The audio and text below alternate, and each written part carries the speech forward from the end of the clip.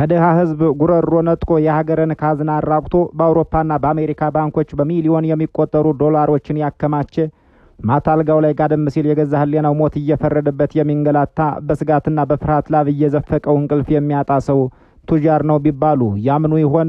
ትናንት በከፍተኛ የስልጣን እርከን ላይ ሆኖ የሚሊዮኖችን ሀብት የማዘዝ ሙሉ ስልጣን ኖሮት ሳለ አደራን በንጽህና ጠብቆ ዛሬ በሰው ሀገር የመኪና ማቆሚያ ወይም ፓርኪንግ ውስጥ በላቡ ጥሮ እግሮ እያደረ ማታ ቤቱ ሲገባ ግን ልክ እንደ ህፃን ልጅ ምናምን የህሊና ዕዳ ሳይኖርበት በሰላም የሚተኛ ሰው ደሃ ነው ቢባሉስ ያምኑ ይሆን?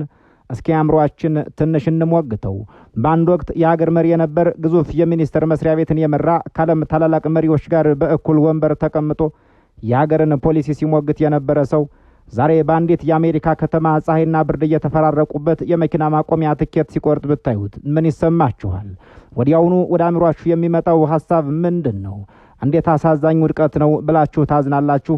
ወይስ እንዴት ያለ የሞራል ልዕልና፣ እንዴት ያለ የህሊና ንጽህና ነው ብላችሁ በአክብሮት ትገረማላችሁ? ኢትዮጵያና ኢትዮጵያውያን ለዘመናት ያዩት የለመዱትና የተጋቱት የፖለቲካ ባህል የተበከለ አእምሮ እንዲፈጠር ምክንያት ሆኗል።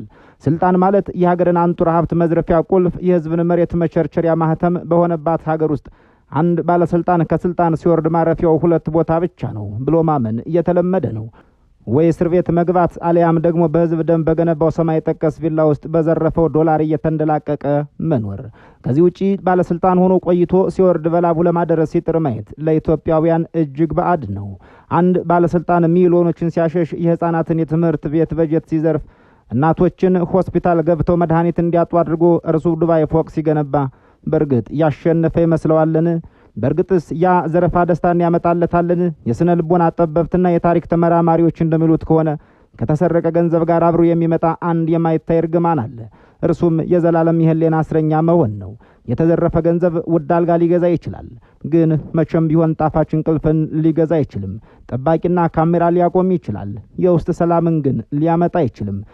ታዲያ ዛሬ እነዚህ የኢትዮጵያን ደም እንደ መዥገር ሲመጡ የነበሩ ሀገርን በዶላር እየመነዘሩ የሸጡ የቀድሞ ባለስልጣናት በያሉበት የውጭ ሀገር ቅንጡ ቪላ ውስጥ ተደብቀው የገዛ ወገናቸው ፊት ማየት ፈርተው ጥላቻቸውን ተሸክመው በፍርሃት ሲርዱ፣ በአንጻሩ ትናንት የአማራ ክልል ፕሬዝዳንትና የኢትዮጵያ የውጭ ጉዳይ ሚኒስትር የነበሩት አቶ ገዱ አንዳርጋቸው አለነ አሜሪካ ውስጥ መኪና እያቆሙ በላባቸው ሲበሉ ማየት ከምንም በላይ የሚጩህ የዘመናችን ትልቅ መልእክት አይደለምን?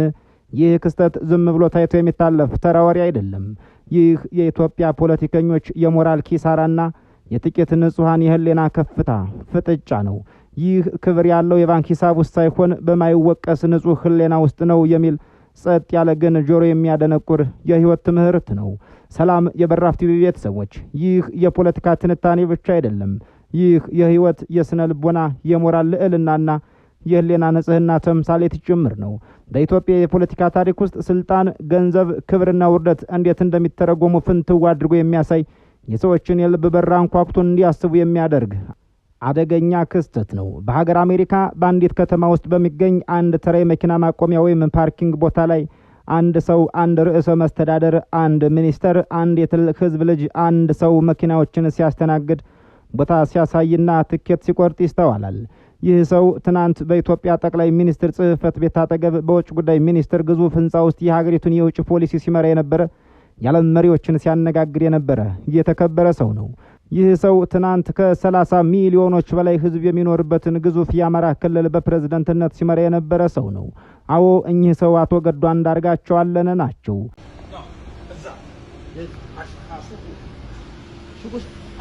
ካልገዛ ነው የጣሁት። አልገዛም። ለምን? ስለዚህ ትከፍላለህ ማለት ነው። ትከፍላለህ ማለት ነው። ስንት ብር ይከፈላል? አሁን ገብቼ 15 ደቂቃ ሞልቶ አልሞላኝም። ካልሞላ ያስወጣሃል። ይህን ትዕይንት ያየ አንድ ኢትዮጵያዊ መጀመሪያ ላይ ወስዶ ክፉኛ እንዳዘነ ይናገራል። እንዴት የሀገር የውጭ ጉዳይ ሚኒስትር የነበረ ሰው የክልል ፕሬዝዳንት የነበረ መሪ እንዴት እዚህ ደረጃ ይደርሳል ብሎ ማዘኑ አልቀረም። በዚህ ሀገር የፖለቲካ ባህልና ትርክት ስልጣን ላይ የወጣ ሰው ሲወርድ ማረፊያው ወይ ዘብጥያ ነው ወይም በውጭ ሀገር በዘረፈው ሚሊዮን ዶላሮች የተገዛ ቪላ ውስጥ መዝናናት ነው። በስልጣን ዘመኑ የሀገርን አንጡራ ሀብት አግበስብሶ ዘመድ አዝማዱን አክብሮ ፎቅ አስገንብቶ በውጭ ባንኮች ዶላር አከማችቶ በቅንጡ ህይወት መኖር እንጂ ጧት ተነስቶ በላቡ ለማደር የመኪና ማቆሚያ ስራ ሲሰራ ማየት በዚህ እንግዳ ባህል ነው። ነገር ግን የአዛኝ ኢትዮጵያዊ ጉዳዩ ጠለቅ ብሎ ሲያስበው ሐዘን ወደ ማዕበላዊ አግራሞትና ጥልቅ አክብሮት ተለወጠ። ለምን ቢሉ አቶ ገዱ አንዳርጋቸው ስልጣን ላይ በነበሩበት ጊዜ የህዝብን ገንዘብ አልሰረቁም፣ ሀገር አላዘረፉም፣ በሙስና አልተጨማለቁም። የህዝብ አደራን በንጽህና ጠብቀው መውጣታቸውን ዛሬ በሚሰሩበት የላብ ስራ በተግባር እያረጋገጡ ናቸው። ይህንን ወርታ ከኢትዮጵያ የፖለቲካ ቁማርተኞችና የቀድሞ መሪዎች ታሪክ ጋር እያነጻጸርን እንመልከተው። በተለይም ከህወሓት የቀድሞ አመራሮችና ከአቶ ገዱ አንዳርጋቸው የራሳቸው ፓርቲ ከነበረው ከብአዴን ወይም ከኋላው አዴፓ ወይም ካሁኑ የብልጽግና የቀድሞ ባለስልጣናት ታሪክ ጋር ትይዩ እናድርገው። ለሩብ ክፍለ ዘመን ኢትዮጵያን የመራው የህወሓት አመራር ስልጣን ላይ በነበረበት ጊዜ ምን ያደርግ እንደነበር ሁሉም የሚያውቁ የአደባባይ ሚስጥር ነው። ስልጣን የህዝብ ማገልገያ ሳይሆን የሀብት ማከማቻ፣ የዘረፋ ማዕከልና የጉልበት ማሳያ እንደነበር የሚታወቅም የሚታወስም ነው። የህወሓት ባለስልጣናትና የጥቅም ተጋሪዎቻቸው የሀገሪቱን አንጡራ ሀብት መሬት፣ ባንክና የቴሌኮም ዘርፍ ሳይቀር እንደራሳቸው ጓሮ ሲፈነጩበት ኖረዋል። ቆፍረው ከርክመውታል። ሚሊዮን ዶላሮች በውጭ ባንኮች አከማችተዋል። ልጆቻቸውን ዓለም ላይ ባሉ ውድ ትምህርት ቤቶች አስተምረዋል፣ እያስተማሩም ናቸው። በዱባይ ውድ ቪላዎችን ገዝተዋል፣ እየገዙም ናቸው። ይህ የአደባባይ ሚስጥር ግን በደፈናው የሚወራ ተራሩ ባልታ አይደለም። ዓለም አቀፍ የፋይናንስ ተቋማትና የጸረ ሙስና አጥኚዎች በመረጃና በማስረጃ ገልጠው ያሳዩት የኢትዮጵያ እንደሚመምጠጥ ያህል ከባድ የሆነ ታሪካዊ በደል ነው። ዓለም አቀፍ የፋይናንስ ታማኝነትን የሚከታተለው ተቋም ወይም ግሎባል ፋይናንሻል ኢንቴግሪቲ በምህጻሩ GFI በተለያዩ ጊዜያት ያወጣቸው ጥናታዊ ሪፖርቶች ይህንን የዘረፋ ልክ በቁጥር አስረግጠው ይፋ አድርገውታል። ከፈረንጆቹ 2000 እስከ 2009 ባሉት 9 ዓመታት ውስጥ ብቻ 11.7 ቢሊዮን ዶላር የሚገመት የሀገር ሀብት በህገወጥ መንገድ ከኢትዮጵያ ሸሽቶ ወጥቷል። እሱም እንደ ድሃ ኢትዮጵያውያን ተሰዷል ሊባል ይቻላል። ዘረፋው ከጊዜ ወደ ጊዜ ስሩን እያሰፋ መጥቶ በ2009 ዓመተ ምህረት ብቻ በአንድ ዓመት ውስጥ 3.26 ቢሊዮን ዶላር ከሀገር ወጥቷል። የዚህ ዘረፋ አሳሳኝ ገጽታ የሚታየው በዚሁ ዓመት ኢትዮጵያ ወደ ውጭ ከላከችው ምርት ያገኘችው ጠቅላላ ገቢ ከ2 ቢሊዮን ዶላር ያልዘለለ መሆኑ ነው። ሀገሪቱ በላብ ታግላ ከምታገኘው ገቢ በላይ ባለስልጣናት ወደ ውጭ የሚያሸሹት የህዝብ ሀብት ይበልጥ ነበር። ጥያቄው ይህ ሁሉ ቢሊዮን ዶላር እንዴትና በምን ተአምር ከሀገር ሊወጣ ቻለ ቢባል መልሱ ስልታዊ በሆነ የመንግስት መዋቅርን ሽፋን ባደረገ ዘረፋ የሚል ይሆናል። ከግማሽ በላይ የሚሆነው ሀብት የሸሸው የንግድ ሰነድ ማጭበርበር ወይም ትሬድ ሚስ ኢንቮይሲንግ በተሰኘ የነጭ ኮሌታ ወንጀል ስልት ነው። ወደ ሀገር ውስጥ የሚገቡ እንደ ፋብሪካ ማሽነሪዎችና መድኃኒት ያሉ ዕቃዎች ዋጋ እጅግ አጋነው በመጻፍ ከሀገር ውስጥ በዶላር በገፍ እንዲወጣ ሲደረጉ፣ በሌላ በኩል ደግሞ ወደ ውጭ የሚላከውን የቡና የሰሊጥና የወርቅ ዋጋ ሳነሱ በማሳወቅ ትክክለኛው የዶላር ገቢ ሀገር ውስጥ እንዳይገባ የውጭ ባንክ ሂሳባቸውን ሲያደልቡበት ከርመዋል።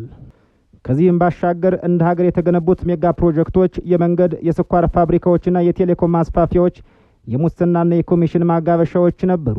ጨረታዎች ያላግባብ ለውጭ ኩባንያዎች ሲሰጡ በምላሹ በሚሊዮን የሚቆጠሩ ዶላሮች በዱባይ በቻይናና ከአውሮፓ ባሉ ሚስጥራዊ አካውንቶቻቸው ይጎርፉላቸው ነበር። ታክስ ገነት ወይም ታክስ ሄቨን በሚባሉ እንደ ፓናማና ኬይማን ደሴቶች ባሉ ሀገራት የጥላ ወይም የውሸት ኩባንያዎችን ወይም ሼል ካምፓኒስ በልጆቻቸውና በዘመዶቻቸው ስም አቋቁመው በኢትዮጵያ የተዘረፈውን የህዝብ ገንዘብ በእነዚሁ ኩባንያዎች በኩል ህጋዊ ያስመስለው በማጠብ በምዕራባውያን ከተሞች የሪል ስቴትና የቅንጡ ቪላዎች ባለቤት ሆኑ። እናም ዛሬ ሀገሪቷ በውጭ ምንዛሬ እጥረት ስታቃጥጥ፣ ሆስፒታሎች የመድኃኒት መግዣ ሲያጡና ሚሊዮኖች በድህነት አረንቋ ሲማቅቁ ይህን ሁሉ ቀውስ የፈጠሩት የህወሓት ባለስልጣናትና ቤተሰቦቻቸው ባሸሹት ሀብት ዓለምን እየዞሩ ይንደላቀቃሉ። ከነኚህ የዚያ ወቅት ዘራፊ ባለስልጣናት መካከል አቶ ገዱ አንዳርጋቸው አለነ አንዱ ነበሩ፣ አንዱም አልነበሩም። በስልጣን ቢጋሯቸውም በስርቆት አልተጋሯቸውምና ዛሬ የፓርኪንግ ሰራተኛ ናቸው። የድሮ አጋር ሚኒስትሮቻቸው ግን በትላልቅ የአሜሪካ ከተሞችና ቪላዎች እየተንሸራሸሩ ናቸው። የትራንስፓረንሲ ኢንተርናሽናል ሪፖርቶች እንደሚያጋልጡት ይህ ህገወጥ የገንዘብ ፍሰት የኢትዮጵያን ኢኮኖሚ ከውስጥ ያመከነ ነቀርሳ ነበር። ይህ ለሩብ ክፍለ ዘመን የተፈጸመ ማለቅ የሌለው ዘረፋ ጥቂቶችን በሀብት ማማ ላይ ሲሰቅል፣ የኢትዮጵያን ህዝብ ግን ለትውልድ የሚተርፍ የድህነት ጠባሳ ጥሎለት አለፈ። ነገር ግን ያ ስልጣን ሲያከትም ያ ሁሉ የተዘረፈ ሀብት የህሊና ረፍት ሊሰጣቸው የቻለ አይመስልም። የሰረቁት ገንዘብ ከታሪክ ተወቃሽነትም አላዳናቸውም። ዛሬ በህዝብ ደምና እንባ ያመጡት ሀብት ይዘው እንኳን በሰላም አደባባይ ወጥተው መሄድ የቻለው አይመስልም። ሁሉም በስጋት ሁሌም በፍርሃት ነው እየኖሩ ያሉት። ያካበቱት ሀብት የህዝብን እርግማን እንጂ የህሊና ሰላምን ያመጣላቸው አይመስልም። በሀብት ተንበሽብሸው በቅንጡ አልጋ ላይ ተኝተው እንቅልፍ ይነሳቸዋል። አቶ ገዱ ግን አሜሪካን ሀገር በፓርኪንግ ስራ ውለው ደክሟቸው ማታ ወደ ቤታቸው ሲገቡ የህሊና ዕዳ ስለሌለባቸው እንደ ሕፃን ልጅ በሰላም ይተኙ ይሆናል። ላይሆንም ይችላል። በእውነት ከሁለቱ ማን ነው ቱጃር? ማን ነው ደስተኛ? የተዘረፈ ሀብት ይዞ በስጋት የሚኖረው ወይስ የህዝብን አደራ በንጽህና መልሶ በላቡ ጥሮ ግሮ የሚበላው? ውድ የበራፍ ቲቪ ቤተሰቦች፣ ይህ ጥያቄ የዘመናችን ብቻ ሳይሆን የዘመናት ሁሉ ጥያቄ ነው። ይህንን የዘመንና የዘመናት ጥያቄ ይዘን ወደ አፍሪካችን ልብ ጠለቅ ብለን እንግባ። በዚያ ኮንጎንና የኮንጎን ፈላጭ ቆራጭ ፕሬዝዳንት ሞብቱ ሴሴ ሴኮን ታሪክ እናገኛለን። ሞብቱ ዛይርን ወይም የአሁኗን ዴሞክራቲክ ሪፐብሊክ ኮንጎን ለ32 ዓመታት ሲገዛ ሀገሪቱን እንደራሱ የባንክ ካዝና ይቆጣጠራት ነበር። በዚያ ህዝብ በረሃብ እየረገፈ ሞብቱና ቤተሰቦቹ በፈረንሳይ፣ በስዊዘርላንድ፣ በስፔንና በፖርቹጋል እጅግ ግዙፍ ቤተ መንግስቶችን ይገነቡ ነበር። በስዊዘርላንድ ባንኮች ውስጥ $5 ቢሊዮን በላይ አከማቸ። ለገበያ ፓሪስ ለመሄድ ብቻ ኮንኮርድ የተሰኘችውን የግል አውሮፕላኑን ይጠቀም ነበር። ሞብቱ ምድር ላይ ያለውን ሀብት ሁሉ የጠቀለለ ከእርሱ በላይ ቱጃር የሌለ ይመስል ነበር። ያምቢ ዛሞሌ ቢያካብተው ሀብቱን፣ ያምቢ ስልጣኑን ዓለምን ቢገዛ ስልጣንና ጤዛ ዕድሜና ልጅነት ያልፋል እንደዋዛ እንዳለው ዘፋኙ ሞብቱ ስልጣኑ አከተመለት። ያ ሁሉ $1 ቢሊዮን ሞብቱ ከህሊናው ፍርሃትና ከስጋት አላዳነውም። በ1997 እንደ አውሮፓውያን ዘመን አቆጣጠር ከሀገር ሲሸሽ ያከማቸው ሀብት የገነባቸው ቪላዎች ሰላም ሊሰጡት አልቻሉም። በሞሮኮ በስደት ሲኖር እንቅልፍ የሌላቸው ሌሊቶችን አሳልፏል። የገደላቸው የፖለቲካ ተቀናቃኞቹ ያሰራባቸው በሚሊዮን የሚቆጠሩ የኮንጎ ህፃናት ጩኸት በህሊናው እያስተጋባ እረፍት ነሳው። በመጨረሻም በካንሰር በሽታ ተሰቃይቶ ሲሞት ያ ሁሉ የዘረፈው ሀብት አንዲት ስንዝር መሬት እንኳን የመታከል ክብር ሊያስገኝለት አልቻለም። ሀገሩን ዘርፎ የገዛ ወገኖቹን አስርቦና ጎሳቅሎ በሰው ሀገር በባዕድ መሬት ተቀበረ። ይህን የዘራፊና የጨፍጫፊ ነገስታት መጨረሻ ይዘን ወደ ደቡብ አሜሪካ እንጓዝ። እዚያ የኢራጓዊውን ፕሬዝዳንት ሆዜ ሙጂካን ከነ ክብራቸው ታሪካቸውን በወርቅ ቀለም ተከትቦ እናገኘዋለን። ሆዜ ሙጂካ በ2010 እስከ 2015 ኢራጓይን የመሩ ፕሬዝዳንት ነበሩ። ስልጣን ላይ በነበሩበት ጊዜ ከመንግስት የሚሰጣቸውን የፕሬዝዳንትነት ደሞዝ 90% ለድሆችና ለአነስተኛ የንግድ ተቋማት ፈንድ ይሰጡ ነበር። መንግስት ያዘጋጀላቸውን ቅንጡ ቤተ መንግስት አልቀበልም ብለው ከከተማ ወጣ ብሎ በሚገኝ አነስተኛ የእርሻ ማሳቸው ላይ ባለች አንዲት ጠባብ ቤት ውስጥ መኖርን መረጡ። ሆዜ ሙጂካ የፕሬዝዳንትነት ጊዜያቸውን ሲጨርሱ ያተረፉት ነገር ቢኖር አንዲት አሮጌ 1987 ሞዴል ቮልስዋገን ወይም VW ቢትል መኪናና 3 እግር ያላት ውሻቸውን ብቻ ነበር። ነገር ግን ስልጣን ለቀው ደርሻቸው ሲመለሱ ዓለም ላይ እንደሳቸው በሰላም የሚተኛ እንደሳቸው ደስተኛ የሆነ ሰው አልነበርም። የህሊና ዕዳ አልነበረባቸውምና ሀገር አልመዘበሩምና የድሃ ደም አልጠጡምና ህሊናቸው ሰላም፣ ቤተሰቦቻቸውም ደስተኛ ነበሩ። ዛሬም ድረስ በዓለም ዙሪያ የዓለማችን ድሃው ፕሬዝዳንት በሚል ስያሜ ቢታወቁም በነፍስ በህሊናና በክብር ግን ከማንም በላይ ቱጃር ናቸው። በሚሄዱበት ሁሉ ህዝብን በክብር ይቀበላቸው ነበር። ታሪክ በወርቅ ቀለም ስማቸውን ጽፎላቸዋል። ይህን ታሪክ ተከትለን አፍታሲያን ተሻግረን እንመለስ። እዚያም የፊሊፒንሱን ፈርዲናንድ ማርኮስንና ባለቤቱን ኢሜልዳ ማርኮስን እናገኛቸዋለን።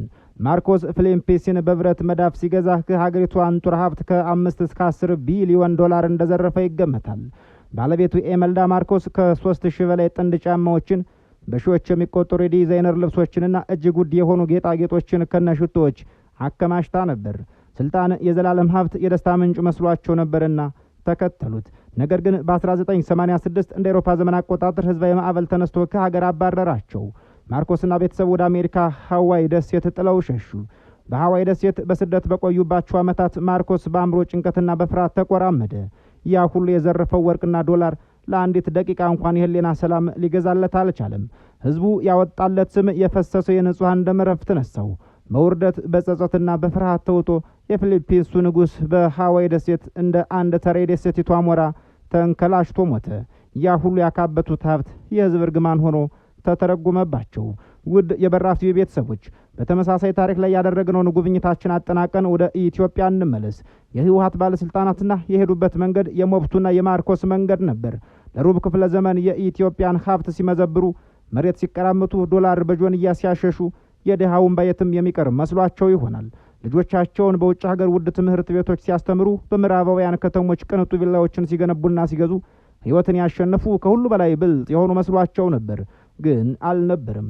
ለዚህ ያበቃቸው ስልጣን ከእጃቸው ሲወጣ ያ ሁሉ የተዘረፈ ሀብት ወደ እሳትነት ተቀየረ። ዛሬ በአውሮፓና በአሜሪካ ከተሞች ሲራመዱ የገዛ ጥላቸው ያስደነግጣቸዋል። በኢትዮጵያውያን ዲያስፖራዎች እንዳይታወቁ ተሸፋፍነው ይጓዛሉ። ሬስቶራንት ገብተው በነጻነት መብላት አይችሉም። በነጻነት አይመገቡም፣ በነጻነት አይጋብዙም፣ በነጻነት አይጋበዙም። ያከማቹት ሀብት በዓለም አቀፍ ሕግ እንዳይታገድባቸው በየቀኑ በስጋት ይርዳሉ። በየቀነጡ ቪላዎቻቸው ታስረው በየቀኑ በየገዛ ህሊናቸው ፍርድ ቤት እየቀረቡ በየቀኑ ሞት ይፈረድባቸዋል። ኢትዮጵያ የሚል ስም ሲሰሙ ይበረግጋሉ። ከሀገር የተዘረፈ ገንዘብ አልጋ ሊገዛ ይችላል፣ እንቅልፍ ግን ሊገዛ አይችልም። የተዘረፈ ገንዘብ ጠባቂ ሊቀጥር ይችላል፣ ሰላም ግን ሊያመጣ አይችልም። አቶ ገዱ አንዳርጋቸው አለነ ግን አሜሪካን ሀገር በፓርኪንግ ስራ ውለው ደክሟቸው ማታ ወደ ቤታቸው ሲገቡ የህሊና ዕዳ ስለሌለባቸው እንደ ህፃን ልጅ በሰላም ይተኙ ይሆናል። ማንም ሰው አሳዶ አይሰድባቸውም። ማንም ሰው እንደ ሌባ ጣቱን አይቀስርባቸውም። በላባቸው ጥረው ግራ ያገኟት ጥቂት ዶላር በሐላልና በንጽህና የመጣች ስለሆነች በውስጧ በረከት ይኖራት ይሆናል። ያቺ ጠባብ ቤታቸው ከህወሓት ባለስልጣናት ሰማይ ጠቀስ ቪላዎች በላይ ሰፊ ትሆን ይሆናል። ምክንያቱም ውስጧ በሰላም የተሞላ ነው። ውስጧ በፍቅር የተሞላ ነው። ውስጧ በናፍቆት የተሞላ ነው። ፕላኔቱ መሬት ነውና ታሪክ ሁሌም ፍርዱን ይሰጣል። ታሪክ ዳኛ ነው። ሀብት ማለት ባንክ የሚከማች ዶላር፣ የሚገነባ ቪላ፣ የሚነዳ ዘመናዊ መኪና አይደለም። እውነተኛ ሀብት ማለት ንጹህ ሌላ ነው። እውነተኛ ሀብት ማለት ማታ ወደ አልጋ ሲሄዱ ዛሬ የማንን ሀብት ቀማሁ፣ የማንን እንደማፈሰስኩ፣ ማንን ተናግሬ ምን አስቀየምኩ ብሎ ሳይጨነቁ በነጻነት መተኛት መቻል ነው። የህወሓት ባለስልጣናትና መሰሎቻቸው በውጭ ሀገር ያከማቹት ሀብት ለእነርሱ የብረት ካቴናቸው ነው። ይህ ሀብት የህዝብ እንባ ያለበት የድሃው ደምና ላብ እንባና በደል ነው። መቼም ቢሆን ሰላም አይሰማቸው ይሆናል። ዘመናቸው ሙሉ ከህሊናቸው ጋር ሲጣሉ ከታሪክ ጋር ሲፋጠጡ ይኖሩ ይሆናል። ሲሞቱም ስማቸው በጥቁር መዝገብ ሰፍሮ ያልፍ ይሆናል። በእውነት ከሁለቱ ማን ነው ቱጃር? ማን ነው ደስተኛ? ሚሊዮኖችን አሽሽቶ በቅንጡ ቪላ ውስጥ በፍርሃትና በስጋት የሚኖረው ዘራፊ፣ ወይስ ስልጣንን በክብር ትቶ የህዝብን አደራ በንጽህና መልሶ በሰው ሀገር በፓርኪንግ ስራ ላይ ላቡን እያፈሰሰ ነገር ግን ንጹህ ህሊና ተሸክሞ በሰላም የሚተኛ የቀድሞ ባለስልጣን? መልሱ ግልጽና ቀላል ነው። እውነተኛ ቱጃር፣ እውነተኛው ደስተኛ በላቡ ጥሮ ግሮ የሚበላውና ማታ ሲተኛ ህሊና ወቀስ የሌለበት ሰው ብቻ ነው። ይህ በዘመናት ውስጥ የማይለወጥ የታሪክ ሐቋ ነው። የእኛን በዚያ በቃን። የእናንተን ጻፉልን። ሰኔ ጊዜ የተመኘን በዚሁ እንሰናበታለን።